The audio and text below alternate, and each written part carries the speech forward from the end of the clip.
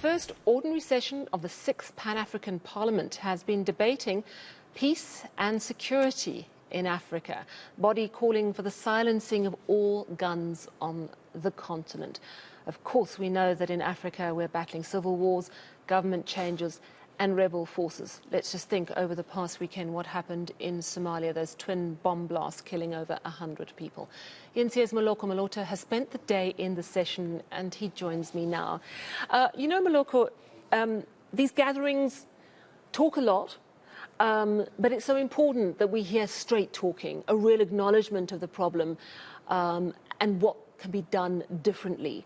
So, based on the conversations you've had and the people that have spoken today, did you get a sense that there's a real straight talking going on in the Pan-African Parliament, a real understanding of what needs to be done to work together to sort out some of the problems on our continent?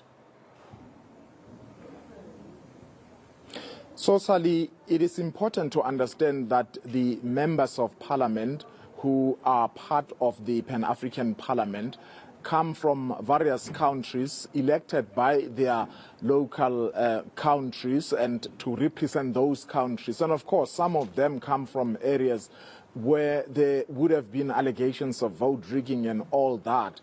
And it must be understood in that context that they come from completely different ideological orientation as well, but they are here trying to speak in one voice because they say they represent Africa. And of course, today, the issue of conflicts and the safety and security in the continent took center stage.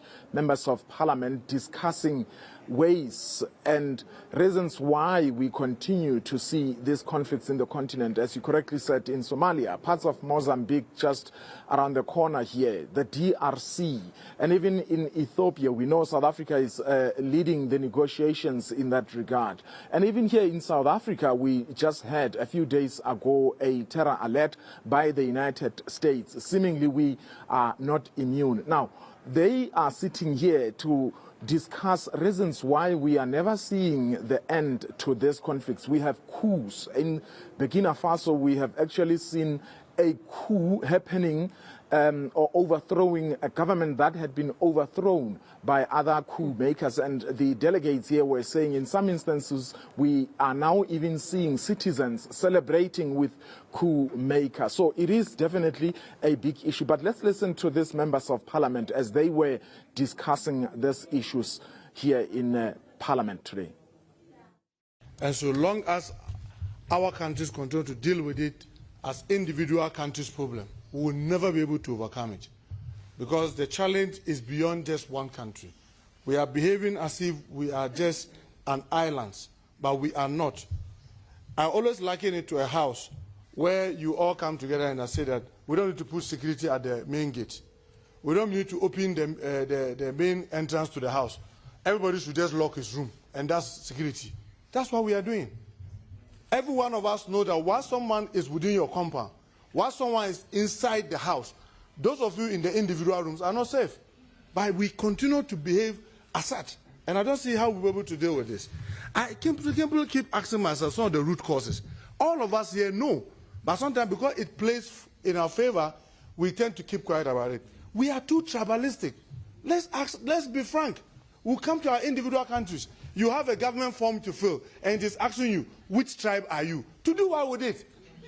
What do you want the person's tribe to do? You are asking the person's religion. What do you want the religion to do? You are gathering data that people with terrible mind use to destabilize us. You go to Europe and America, nobody asks you about your tribe. Chief is here. I don't need to know his tribe. I see my brother African. That's what matters. I mean, some strong words there, saying it plays in our favor. We tend to keep quiet about the root causes. We're too tribalistic. Let's be frank. We come to our individual countries, you have a government form to fill in, it's asking you which tribe. So really speaking to not allowing where you come from, who you are, what religion you subscribe to, dividing us. So, I mean, those are important talking points. But, you know, the broader reality of what's going on in the Pan-African Parliament is that there's financial mismanagement concerns. So how seriously can we actually take what's going on? in this event?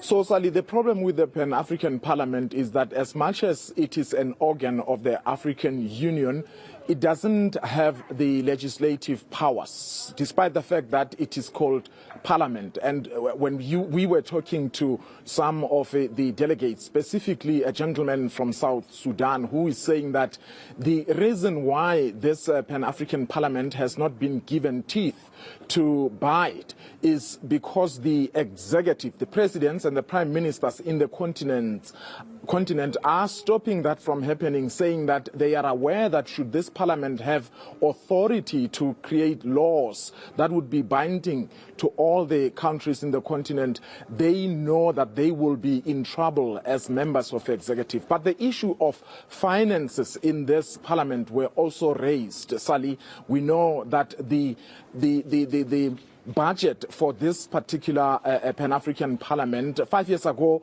it was at around 22 million US dollars, and the parliamentarians were complaining that it's actually been halved. So it's at around 11 million US dollars, and they are saying it's not enough, to a point that they say that about 7, if not 8 million of that budget goes towards operations and salaries. Now, the remainder just goes towards programs and committees. The problem now, Sally, is that members of parliament who come to South Africa, because you would recall that the Pan-African Parliament is headquartered here in South Africa, Midrand. Those coming from various parts in the continent, they must come here. Obviously, they must be taken care of, transportation and all that.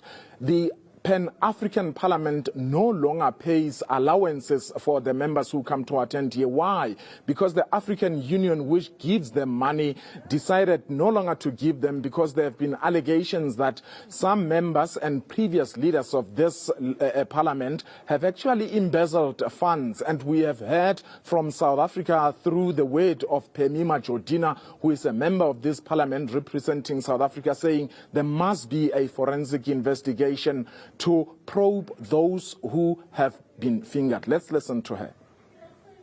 The issue is that Pan-African Parliament was giving MPs allowance, sitting allowance for the duration of the session that they are attending. But that has since been stopped. And the reasons being that the money was abused by former MPs through the Bureau. And those people are known.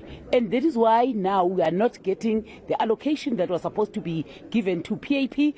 We are subjected to account for sins that were not committed by us. Hence, I'm calling that the law enforcement agencies must deal with the culprit, and we cannot come and suffer for things that we did not do. So let those who are known, because the books are very clear, it was the then Bureau between 2012 and 2018. So they must be brought to book. We cannot come and suffer because of them. That is why, if you look at the attendance, it's not all MPs that are here, because other countries are unable to afford. And if we had enough budget, PAP was going to take care of them. So let them be brought to book. They must come and pay for their sins. All right, so allegations of financial mismanagement. Good to hear Phemima Jordina saying it's got to be accounted for. Apart from that, though, does the Pan-African Parliament have a track record of effectiveness? You've already mentioned that they're a fairly toothless body. Can they take action against individual states for human rights abuses, for example? The problem, Sally, you'd recall, is that the Pan-African Parliament was actually founded in 2004, recently, really. The issue here is that much as the Pan-African Parliament is existing as an organ, the African Union also have another organ, which is the African Union Security and Peace and Security Council, which is also doing its own work in terms of ensuring that there are no conflicts in the continent and management of whatever negotiations that are happening between warring factors. The Parliament itself, all it does is to talk. Because whatever they talk here, it is up to the individual member states, but also the African Union as a body to decide on whether it implements those. If those member states decide to ignore, the members of Pan-African Parliament, there's absolutely or not much they can do to enforce whatever recommendations they are making. That is why they are insisting that member countries must basically ratify the protocol, the Malabo Protocol, which will empower this parliament to create laws and make sure that every country member that is affiliated will then have to adhere to those regulations and laws. So beyond that ratification, as you say, all the Pan-African Parliament can do is talk. And talk is clearly not cheap. It costs quite a few million US dollars every year. Thank you so much for bringing us such a hard-hitting and incisive view of the Pan-Africanist Parliament. That, of course, is our reporter, Moloko Moloto.